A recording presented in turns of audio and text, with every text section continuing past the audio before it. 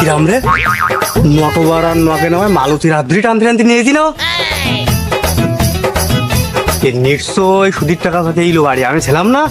জোর করে আমার বউর হাতড়ি টেনে নিয়ে যেতিস তোর তারা আজকের তোর চেয়ারম্যানের সাথে নালিশ করি এমন ক্ষতি তোর আমি ঠিক আছে চেয়ারম্যান সাহেব আপনি আমার বাসান চেয়ারম্যান আরে কি সাহেব বাসান আমি খুব গরিব মানুষ চেয়ারম্যান সাহেব কি অবস্থা ওই তুমি আসি পা ধরছো চেয়ারম্যান সাহেব আমাদের গ্রামে ওই নটবরের কাছ থেকে হ্যাঁ। আমি 50,000 টাকা ধার নিয়েছিলাম এখন সুদ সহ টাকা ফিরিয়ে দিতে পারিনি বিধায় আমার জমা জমি তো সব লিখে নিছে শেষ পর্যন্ত আমার ওই সিরিয়ার মতো চেয়ারালা বউটাও সে নিয়ে গিয়েছে আপনি আমার বাসা আরে কি বলছো তুমি এই নট বারবার এইসব এরকম ধরনের কাজ করেছি নাকি তুমি এখন বাড়ি চলে যাও আমি চৌকিদার মারফত তোকে ডাকি পাঠাচ্ছি আমার বউ আর আমি ফ্রি পালাম তো চেয়ারম্যান সাহেব আরে একটা কি শুনতেছি তুমি নাকি এই বেজালের বউরে বের করে নিয়েছো চেয়ারম্যান সাহেব